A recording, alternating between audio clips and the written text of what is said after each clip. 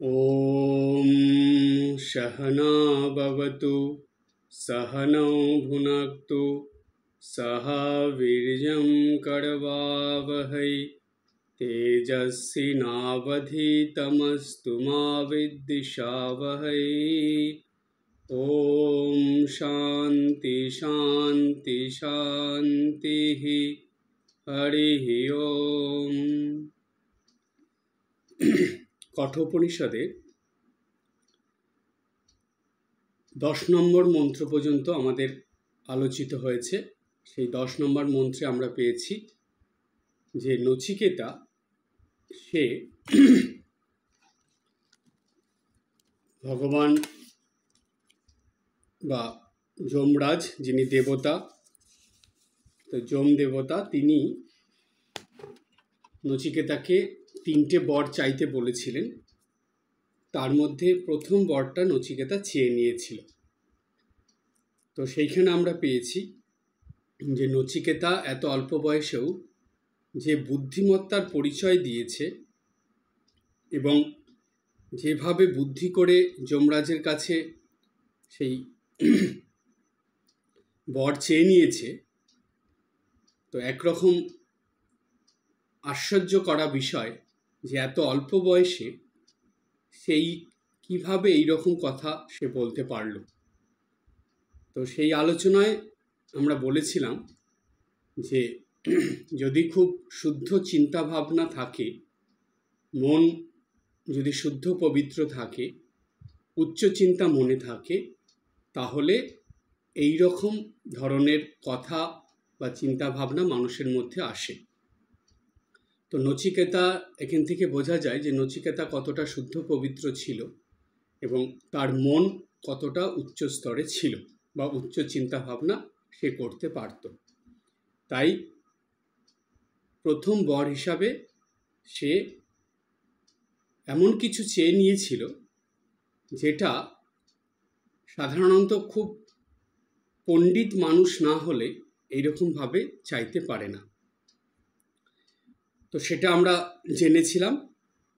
আজকে নচিকেতা তো প্রথম বরটা চেয়ে নিল, তারপরে যমরাজ তার উত্তরে কি বলল, এবার 11 নম্বর মন্ত্রে আমরা যাব। যমরাজ বলছে, যথা পুরস্তাৎ ভবিতা প্রতীত উদ্যালোকি আরুণি মত প্রসিষ্টঃ সুখং রাত্রি শয়িতাবিতমন্যুঃ ত্বং দদৃশিবান মৃত্যুমুখাৎ প্রমুক্তম। কি বললেন এটা এবার আমরা বাংলায় বুঝব। যমরাজ বললেন, যথা পুরস্তাদ ভবিতা প্রতীত ঔদ্যালোকি আরুণি মত প্রসিষ্ট। অর্থাৎ আরুণি মানে অরুণের পুত্র, ঔদ্যালক পূর্বে তোমার প্রতি যেরূপ স্নেহপরায়ণ ছিলেন, তোমায় চিনতে পেরে ভবিষ্যতে সেইরূপ স্নেহশীলী থাকবেন। বললেন নচিকেতাকে যে, হে নচিকেতা, তোমার ভয় নেই। তোমার বাবা তোমাকে আগে যেই রকম স্নেহ করতেন, যেরকম ভালোবাসতেন, তিনি সেই রকমই তোমাকে স্নেহ করবেন। তুমি এখান থেকে যখন ফিরে যাবে তখন তোমাকে তোমার বাবা চিনতেও পারবে এবং তোমাকে আগের মতনই স্নেহ ভালোবাসা দেবে। এইটা যমরাজ প্রথমে বললেন। তারপরে বললেন, সুখং রাত্রি শয়িতা বিতমন্যুঃ ত্বং দদৃশিবান মৃত্যু মুখাৎ প্রমুক্তম। বলছে, মৃত্যুমুখ হতে বিমুক্ত তোমার দর্শন করে তিনি আমার আদেশে ক্রোধ ত্যাগ করবেন, তারপর বহুরাত্রি সুখে নিদ্রা যাবেন। তার মানে নচিকেতা যা যা বলেছিল সেগুলো সবই যমরাজ তার সমস্যাগুলো সমাধান করে দিলেন। তো এইখানে কি বললেন যে তুমি তো এই মৃত্যুমুখ থেকে ভালোভাবেই ফিরে যাবে, এবং তুমি ফিরে যাওয়ার পর তোমাকে দর্শন করে আমি আদেশ করছি বা আমার কথা অনুযায়ী তোমার বাবার মধ্যে কোনো ক্রোধ থাকবে না, কোনো রাগ থাকবে না। তিনি হাসি মুখে ভালোভাবেই তোমাকে গ্রহণ করবেন। আর এরপরে বহু রাত্রি সুখে নিদ্রা যাবেন। অর্থাৎ তিনি, মানুষের কি হয়, দুশ্চিন্তা হলে নিদ্রাটা সুখের হয় না, অর্থাৎ সে ঘুমাতে পারে না, উল্টোপাল্টা চিন্তা করছে, দুশ্চিন্তা করছে, তো সেইখানে তার ঘুম ঠিকভাবে আসে না। তাই সুখনিদ্রা তখনই মানুষের হয় যখন মানুষের মধ্যে সে দুশ্চিন্তা মুক্ত থাকে। তো তাই আর একটা বিষয় আছে, সেটা হলো ক্রোধ শূন্যতা। এটা একটা খুব বড় ব্যাপার, এই প্রসঙ্গে আমি আসি, আগে এটা শেষ করি। তো তোমার বাবার মধ্যে কোনো রাগও থাকবে না, তোমার প্রতি কোনো ক্রোধ থাকবে না, এবং সেই সঙ্গে তিনি সুখে নিদ্রা যাবেন, তার মধ্যে কোনো দুশ্চিন্তাও থাকবে না। এই কথা শুনে খুবই খুশি হলেন নচিকেতা, এবং নচিকেতা যেই প্রথম বর হিসাবে যা যা চেয়েছিলেন, আপনাদের নিশ্চয়ই মনে থাকবে, আমি আরেকবার বলি। তিনি নচিকেতা যমরাজকে প্রথম বরের চাওয়ার সময় বলেছিলেন যে আমি যখন ফিরে যাব তখন জানি আমার বাবা আমাকে চিনতে পারে, এবং আমার প্রতি জানি বাবার কোনো রাগ না থাকে, আমাকে জানি আগের মতন স্নেহ ভালোবাসা দেয়, এবং আমার জন্য দুশ্চিন্তা করে বাবার যে অসুবিধা বা সে যদি দুশ্চিন্তায় রাত্রে ঘুমাতে না পারে, তো সেগুলো যাতে না হয়। তো যা যা বলেছিলেন আমাদের এখানে আমরা পেলাম যে যমরাজ নচিকেতার কথা শুনে সেগুলো সবই প্রথম বর হিসাবে দিয়ে দিলেন, বলে দিলেন যে না, তোমার বাবা তোমাকে চিনতে পারবে, তোমাকে ভালোবাসবে, স্নেহ করবে, এবং তুমি যে এই মৃত্যুমুখ থেকে ফিরে যাচ্ছ বা তুমি যে ভালোভাবে ফিরে যাবে, তো সেইখানে যাওয়ার পর তোমার ওপর কোনো রাগ বা ক্রোধ তোমার বাবার মনে থাকবে না।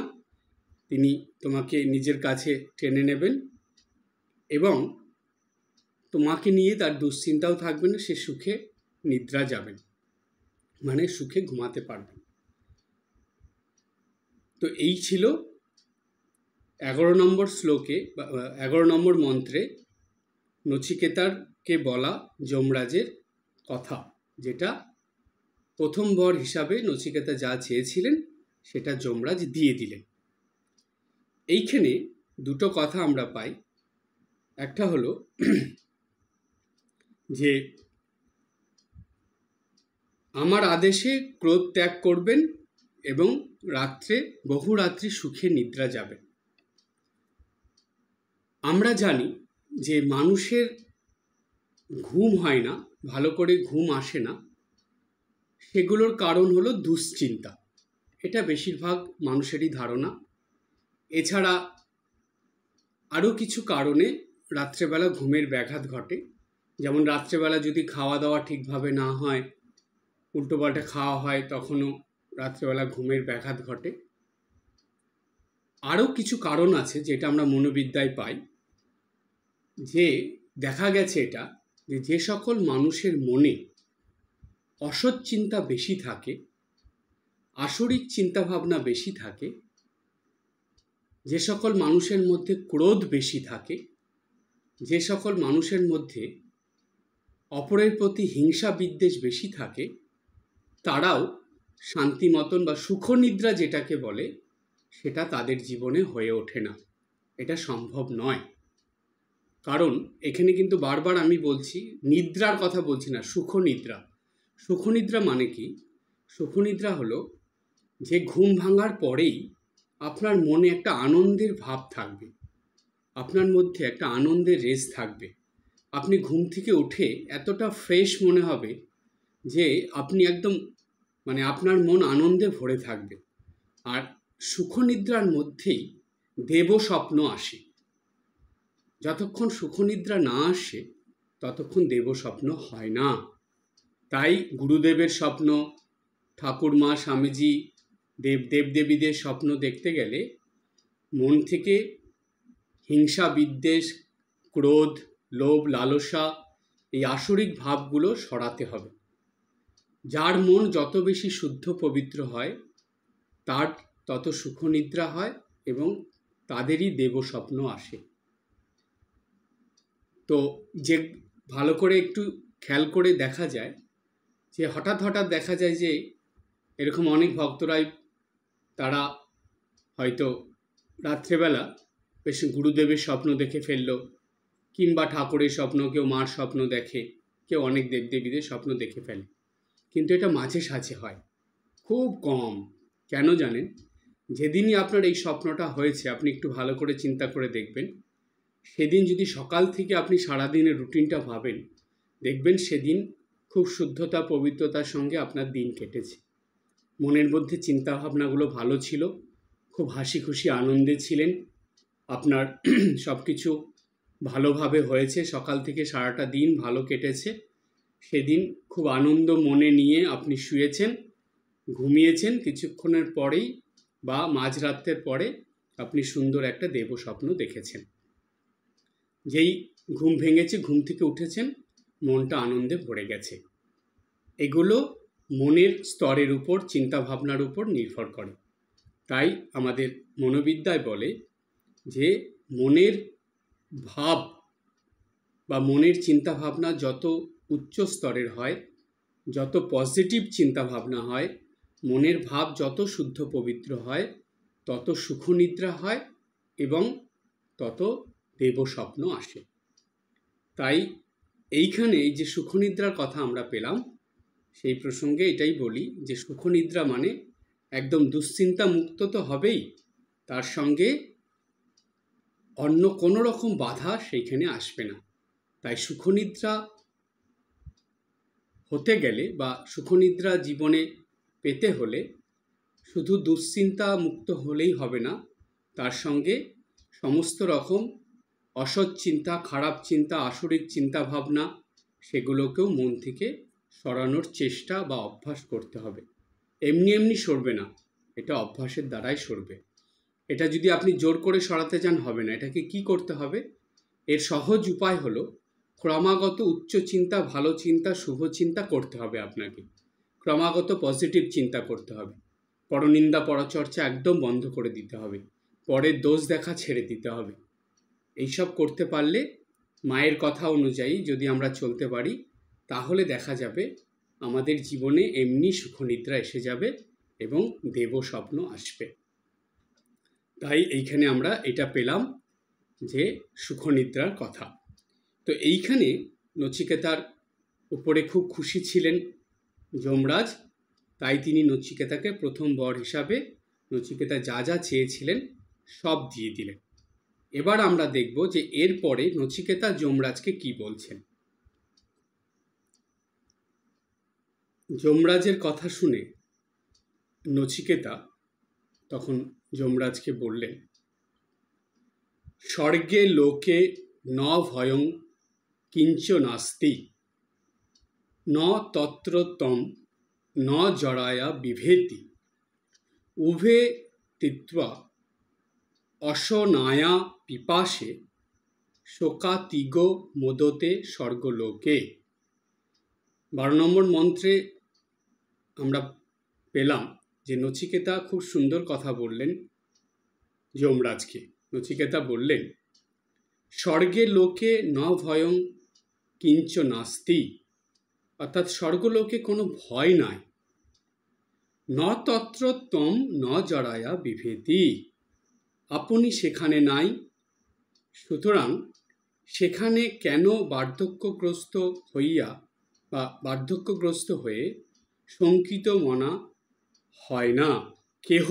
আচ্ছা, কেউ সেখানে বার্ধক্যগ্রস্ত হয়ে শঙ্কিত মনা হয় না। তারপরে বলছে উভে তিত্বা অসনায়া পিপাসে, লোকে সেখানে মানে মানুষেরা স্বর্গে ক্ষুধা ও তৃষ্ণা উভয়কে অতিক্রম করে বা অতিক্রম করে, তারা অতিক্রম করে কি করে বলছে শোগাতিগ মোদতে স্বর্গলোকে, এবং দুঃখাতীত হয়ে স্বর্গধামে আনন্দ উপভোগ করে বা আনন্দে বাস করে। সম্পূর্ণ অর্থটা কি দাঁড়ালো? এখানে নচিকেতা যমরাজকে বললেন স্বর্গলোকে কোনো ভয় নাই, স্বর্গতে মানুষের কোনো ভয় থাকে না। কেন? বলছে যে সেখানে আপনি সেখানে নেই, অর্থাৎ মৃত্যু সেখানে নেই, যমরাজের কোনো হস্তক্ষেপ সেখানে নেই, যমরাজ সেখানে নেই। সুতরাং পৃথিবীবাসীর ন্যায়, অর্থাৎ পৃথিবীতে বসবাসকারী মানুষ যেমন বার্ধক্যগ্রস্ত হয়ে শঙ্কিত মনে হয়, অর্থাৎ একটু বয়স হয়ে গেলেই যেমন তাদের মধ্যে মৃত্যুর ভয় সবসময় চলতে থাকে, আরও অনেক রকম ভয় আসে, যত মানুষের বয়স বাড়ে তত ভয় বাড়ে। যত রকম ভয় থাকে, সন্তান হারানোর ভয় বা সবাইকে ছেড়ে যাওয়ার ভয়, টাকা পয়সার ভয়, তারপরে বিষয় সম্পত্তির ভয়, বিভিন্ন রকম, তার মধ্যেও সবথেকে বড় ভয় হলো মৃত্যু ভয়। বলছে সেই পৃথিবীতে যেসব মানুষরা বাস করে তারা একটু বয়স হলে মানে বার্ধক্য হলেই এই রকম ভয়ের মধ্যে জীবন কাটাতে থাকে, কিন্তু স্বর্গে সেটা নেই। তাই বললেন যে ন তত্র তম ন জড়ায়া বিভেতি, বলছে সেখানে আপনি নেই, তাই সেখানে এই বার্ধক্যগ্রস্ত কোনো ভয় বা মৃত্যু ভয় নেই। তারপরে বলল যে স্বর্গে লোকে ক্ষিধার জন্য এবং তৃষ্ণার জন্য, ক্ষুধা এবং তৃষ্ণা অর্থাৎ খাদ্যের জন্য এবং জলের জন্য তারা কি করে সেইখানে কোনো কষ্ট পায় না, মানে সেটাকে অতিক্রম করে ফেলে, অর্থাৎ স্বর্গে থাকলে সেগুলো নিয়ে তাদের চিন্তা করতে হয় না। যখন সেগুলো তারা এমনভাবে পেয়ে যায় যে ওই নিয়ে কখনো ভাবতেই হয় না, খিদে পাওয়া বা জল তৃষ্ণা পাওয়া, কোথায় জল পাবো, কোথায় খাদ্য পাবো, এইসব নিয়ে কখনো ভাবতে হয় না। আর একটা বলল নচিকেতা যে দুঃখাতীত হয়ে বা দুঃখের অতীত হয়ে, দুঃখকে অতিক্রম করে স্বর্গধামে আনন্দ উপভোগ করে বা আনন্দে বাস করে। স্বর্গে দুঃখ বলে কিছু নেই, স্বর্গে সবই আনন্দ। সেজন্য দেখবেন এই স্বর্গবাসের কথা বা স্বর্গে যাওয়ার কথা আমাদের হিন্দু শাস্ত্রে বারবার বলা আছে বা বলে। এখন প্রশ্ন হলো যে এই স্বর্গ নরক এগুলো কি সত্যি আছে, নাকি এগুলো আমাদের মনের ভুল, না এই ব্যাপারটা কি? তো এটাতে যাওয়ার আগে এই নচিকেতার কথাগুলোকে আরেকটু ভালোভাবে বুঝি। নচিকেতা কেন ঝট করে স্বর্গলোকের কথা বলল? তার কারণ যে আমরা এর পরের মন্ত্রগুলোতে পাবো যে নচিকেতা এই কথা বলার পরে কি বলতে চাইছে আরও, সেগুলো আসবে। কিন্তু এখানে নচিকেতা বলে দিল যে স্বর্গ লোকে গেলে মানুষের কেমনভাবে মানুষ থাকে সেটা এখান থেকে আমরা পেলাম এই 12 নম্বর মন্ত্র থেকে, যে স্বর্গলোকে ভয় ছাড়া মানুষ থাকে, সেখানে কোনো ভয় থাকে না, কোনো রকম ভয় মানুষের মনে আসে না। তারপরে কি পেলাম, সেখানে মানে কেউ বয়স্ক হয় না, বুড়ো হয় না। দেখবেন দেবদেবীরা সবসময় মানে স্বর্গের যে দেবদেবীরা তারা সবসময় ইয়ং থাকে, সেখানে বার্ধক্য নেই, জরা নেই, সেখানে তারা সবসময় মানে তাদের বয়সটা এমন থাকে যে তাদের মধ্যে কোনো বার্ধক্য বা জরাগ্রস্ততা আসে না। তো সেই রকম থাকে সেখানে মানুষ গেলে। তারপরে মনের ভিতরে কোনো শঙ্কা সন্দেহ এগুলো থাকে না, কি হবে না হবে, এই বয়স হচ্ছে, আমি চলে গেলে এদেরকে কে দেখবে, এরপরে কি হবে, এরকম কোনো চিন্তা থাকে না। তারপরে আরও বললেন নচিকেতা যে স্বর্গে খাওয়ার কোনো চিন্তা নেই,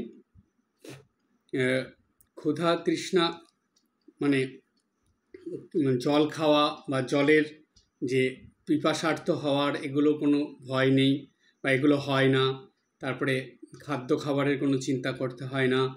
আর একটা বলল যে স্বর্গে মানুষ কোনো দুঃখ কষ্ট পায় না, তার মধ্যে কোনো দুঃখ কষ্ট থাকে না। কি থাকে বলছে, স্বর্গে সে আনন্দ উপভোগ করে, মানে সবসময় আনন্দে থাকে। এই যে কথাটা আমরা পেলাম, এই পরিপ্রেক্ষিতে আমরা একটু আলোচনার মধ্যে যাব যে স্বর্গ নরক ব্যাপারটা আমরা বুঝবো, খুব ভালো করে প্র্যাকটিক্যালি বুঝবো। এটা তো মানুষের মনের কথা বা শাস্ত্রের কথা আমরা ছোটোর থেকে শুনে আসছি। স্বর্গ নরকের ব্যাপারটা, নরক হলো খুব খারাপ জায়গা, আর ঠিক স্বর্গ সম্বন্ধে আপনারা যেটা শুনলেন ঠিক তার অপোজিট বা বিপরীত অবস্থা হলো নরকে। তো এই কথাগুলো কেন, সেই ব্যাপারটা কি, সেটা আমরা বুঝব, খুব ভালো করে শুনবেন। স্বর্গ নরক মানুষের এই জীবনের মধ্যেই তৈরি হয়। সেটা কিভাবে তৈরি হয়? সেটা মানুষের কর্মফল অনুযায়ী মানুষের জীবনে আসে। সেই কর্মফলের মধ্যে মানুষের চিন্তা ভাবনাও থাকে এবং মানুষের কথাবার্তাও থাকে, আর এমনি শারীরিক কর্মও থাকে। তাই কায় মনোবাক্যে যে কর্ম আমরা করি সেই কর্মফলের উপরেই স্বর্গ নরক নির্ভর করে, অর্থাৎ স্বর্গ নরকের এই অবস্থাগুলো আসে। তাই আমাদের শাস্ত্রে বারবার বলছে, গীতাতে আমরা পাই এটা, ভগবান বলছেন যে কর্মযোগের মধ্যে আছে যে তুমি আর যাই করো এটা সবসময় খেয়াল রাখবে যে তোমার প্রত্যেকটা কর্মের ফল কিন্তু তোমাকে পেতে হবে। কায় মনোবাক্যে তুমি যেই কর্মই করো তার ফল তোমাকে অবশ্যই পেতে হবে। সে তুমি আজ না পাও, দুদিন পর, এক মাস পর, এক বছর পর, বা এই জন্মে না পেয়ে পরের জন্মেও পেতে পারো, কিন্তু কর্মফল, তোমার কর্মফল অন্য কেউ ভোগ করবে না, তোমাকেই ভোগ করতে হবে। সেই জন্য ভগবান আমাদের কত সাবধান করে দিলেন। বেশিরভাগ মানুষের ধারণা হলো শুধু আমরা শরীর দ্বারা যে কর্ম করি সেটাই কর্ম, কিন্তু ভগবান বললেন না, ওটা একরকম হলো, আরও যে দুরকম কর্ম আছে সেটা তোমরা ভাবছো না, সেই দিকেও তোমাদের খেয়াল রাখতে হবে। তোমরা সকাল থেকে রাত পর্যন্ত যে কথাবার্তা বলছো, এই কথার দ্বারাও তুমি কর্ম করছো, এইটাও, এই কথার যে কর্ম তারও ফল তোমাকে পেতে হবে। এবং সকাল থেকে রাত পর্যন্ত তুমি যে চিন্তা ভাবনাগুলো করছো সেই চিন্তা ভাবনার দ্বারাও তুমি কর্ম করছো, সেই কর্মের ফলও তোমাকে পেতে হবে। তাই কায় মনোবাক্যে এই তিনভাবে যে তুমি কর্ম করছো, তিনভাবে কর্মই তোমাকে ভালো করতে হবে। সেই ভালো কর্ম তুমি যদি না করো তাহলে তোমার জীবন নরকের মতন হয়ে যাবে, আর এই তিনভাবেই তুমি যদি ভালো কর্ম করে যাও তাহলে তোমার জীবন স্বর্গের মতন হয়ে যাবে। অর্থাৎ নরকে সবসময় দুঃখ কষ্ট যন্ত্রণা অশান্তি, এবং স্বর্গে সবসময় হাসি খুশি আনন্দ। তো এটা কর্মফলের উপরেই নির্ভর করে। তাই দেখবেন আমরা হিসাব মিলাতে পারি না। অনেক সময় আমরা ভাবি না, আচ্ছা এই মানুষটা সবসময় তো ভালো কাজই করেছে, কিন্তু তার জীবনে এরকম হচ্ছে কেন, তার জীবনে এরকম ফল আসলো কি করে, তার জীবনে এত দুঃখ কষ্ট কেন, সেরকম কেন। আমরা তো তার একটা কর্মফল দেখে বিচার করছি, আমরা শুধু তার হাতে পায়ে বাহ্যিক কর্মটা দেখে বিচার করলাম, কিন্তু তার যে আরও দুটো কর্ম সেটা তো আমরা দেখলাম না। সেই কর্মফল কিন্তু ভগবান দেখে রেখেছেন, তিনি কিন্তু ঠিক সেইভাবে বিচার করেই তাকে সেই কর্মফল দেবে। তাই আমাদের বিচার একভাবে, আর ভগবানের বিচার তিনভাবে, মানে তিনটে কর্মফলকে নিয়েই ভগবান বিচার করেন। সুতরাং দেখবেন আগেকার দিনের মানুষ বলতেন যে জন্ম হোক যত্রতত্র, কর্ম হোক ভালো। সুতরাং এই কর্ম যে ভালো, সেই ভালো কর্মটা আপনাকে তিনভাবেই করে যেতে হবে। এটা খুব ভালোভাবে চিন্তা করে নিত্যদিন সকালে ঘুম থেকে উঠে রাত্রে ঘুমানোর আগে পর্যন্ত তিনভাবেই সচেতন থেকে ভালো কর্ম করে যেতে হবে। তাই স্বামীজি দেখবেন বলছেন যে পজিটিভ, এই কথাটা স্বামীজি আনছেন বারবার, যে positive positive positive, B positive B positive B positive. Swamiji বলছেন, কেন বলছেন এটা? তার কারণ আমাদের কায় মনোবাক্যে পজিটিভ হতে হবে। তা না হলে আমাদের এই স্বর্গ লাভ, যেটাকে বলছে স্বর্গ প্রাপ্তি, যে হাসি খুশি আনন্দের জীবন, সেটা আমরা কখনোই পাবো না। আমাদের জীবন ওই নরকের মতন অবস্থা হবে। মাঝে মাঝে একটু আনন্দ আসছে, সেটা ভালো কর্মের থেকে সাময়িকভাবে আসলো, কিন্তু সব সময়ের জন্য নয়। তাই সব সময়ের জন্য হাসি খুশি আনন্দ পেতে হলে আমাকে ভালো কর্ম করে যেতে হবে। এতে বাধা আসবে অনেক। কেন? আমাদের এই জগতে দুরকম শক্তি থাকে, একটা শুভ শক্তি, একটা অশুভ শক্তি। অশুভ শক্তিগুলো কোনো দিন শুভ শক্তিকে ভালোভাবে কাজ করতে দেয় না, ভালোভাবে এগোতে দেয় না। তারা সবসময় পথে বাধা হয়ে দাঁড়ায়। তাই তখন খুব মনের জোর নিয়ে আপনাকে ভালো কর্ম করে যেতে হবে। তাহলেই দেখবেন ওই ভালো কর্মের শক্তিতে অশুভ শক্তিগুলো আপনার পথ থেকে সরে যাবে। কিন্তু আপনি যদি অশুভ শক্তির পাল্লায় পড়ে খারাপ কর্ম করতে শুরু করে দেন, তাহলে কিন্তু আপনার জীবন ধীরে ধীরে নরকের মতনই হয়ে যাবে। আর যদি ভয় না পেয়ে, এখানে ভয়ের কথা বলছে, যদি ভয় না পেয়ে, মনে কোনো দুশ্চিন্তা না এনে, মনের ভিতরে কোনো ক্রোধ মানে রাগ, হিংসা, বিদ্বেষ এগুলো না এনে, যদি আপনি ভালো চিন্তার দ্বারা, ভালো মনোভাবের দ্বারা, ভালো ব্যবহারের দ্বারা, ভালো কথার দ্বারা, ভালো কর্মের দ্বারা ক্রমাগত জীবন পথে এগিয়ে চলতে পারেন, দেখবেন আপনার জীবন ধীরে ধীরে স্বর্গে পরিণত হবে। তাই এই স্বর্গ নরকের কথাটা আমরা এখানে বুঝলাম, নচিকেতা বলল, কিন্তু এটা মানুষ নিজের কর্মফল দ্বারাই লাভ করতে পারে। তাই এখানে নচিকেতা খুব সুন্দর করে এই কথাটা যমরাজকে বললেন যে সেইখানে তো আপনি থাকবেন না। অর্থাৎ যমরাজের থাকা মানে কি, মৃত্যু ভয়টা যে মানুষের আছে, সেই ভয়টাই হলো সেইখানেই যমরাজের অবস্থান। মানে ওই ভয়ের মধ্যে, মৃত্যু ভয়ের মধ্যে। আমাদের বার্ধক্য হলেই, বয়স হলেই মৃত্যু ভয় বেশি আসে। তখন আমরা জানি যে আমার তো যমলোকে যেতেই হবে, যমরাজ আমাদের নিয়ে যাবে, এরকম ভাবনা চিন্তা থাকে। কিন্তু যারা ক্রমাগত কায় মনোবাক্যে ভালো কর্ম, শুভকর্ম করে যায়, তারা হাসি মুখে মৃত্যুকে বরণ করে নেয়, তারা মৃত্যুকে জয় করে নেয়। তখন তাদের মধ্যে মৃত্যু ভয় থাকে না। কি করে মৃত্যুকে জয় করে? ওই যে ভালো কর্মের দ্বারা। তারা জানে যে আমি কায় মনোবাক্যে ভালো কাজ করেছি, সুতরাং মৃত্যু হলেও আমার এর পরের জন্মটা যদি হয়, তবুও সেটা ভালো হবে, খারাপ জন্ম আমার হবে না, এবং আমি এর পরের জন্মেও হাসি খুশি আনন্দেই জীবন কাটাতে পারবো। সুতরাং আমার কোনো মৃত্যু ভয় নেই, আমি হাসি মুখে মৃত্যুকে মেনে নেব।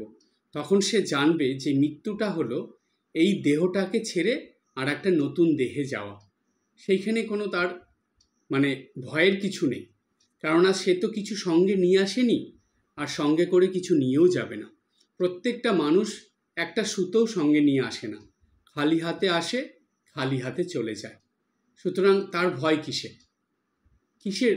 কি নিয়ে এসেছে সে? সে কি নিয়ে যাবে? কিন্তু মানুষ কি নিয়ে যায় জানেন? মানুষ নিয়ে যায় তার শুভ কর্ম, ভালো কর্ম। এই কর্মের যে ফলটা, সেটা কিন্তু মানুষের সঙ্গে যায়। তাই এই জন্ম হোক, যত্রতত্র কর্ম হোক ভালো, অর্থাৎ কর্ম ভালো হলে, কায় মনোবাক্যে ভালো কর্ম করলে, সেই কর্মের ফলটা মৃত্যুর পরও পরের জন্মে আপনার সঙ্গেই যাবে। তো সুতরাং ভালো কর্ম করলে পরের জন্মটাও ভালো হবে, পরের জন্মটাও হাসি খুশি আনন্দে কাটবে। তাই এই স্বর্গ নরক প্রত্যেকটা মানুষের নিজস্ব কর্মফলের উপরই নির্ভর করে। এটা আলাদা কোনো কিছু নেই স্বর্গ নরক বলে। সেটা মানুষের কর্মফল অনুযায়ী স্বর্গ নরকের এই কনসেপ্টটা বা এই ধারণাটা মানুষের মধ্যে এসেছে, আনা হয়েছে, যেটা শাস্ত্র আমাদের সাবধান করার জন্য বলেছে যে দেখো, তোমরা খারাপ কর্ম কিন্তু করো না, তাহলে এইরকম দুঃখ কষ্ট যন্ত্রণা পাবে নরকে গেলে মানুষ যেমন পায়। আর যদি ভালো কর্ম করো, তাহলে সুখ শান্তি আনন্দ পাবে, যেটা স্বর্গে গেলে মানুষে পায়। ঠিক এই কনসেপ্টটা এইরকম, স্বর্গ আর নরকে। এখানে নচিকেতা সেটাই বলে দিল। আজকে এই পর্যন্ত। সবাই ভালো থাকবেন, হাসি খুশি আনন্দে থাকবেন। ওম শান্তি শান্তি শান্তি। হরি ওম তৎসৎ। শ্রীরামকৃষ্ণার্পণমস্তু।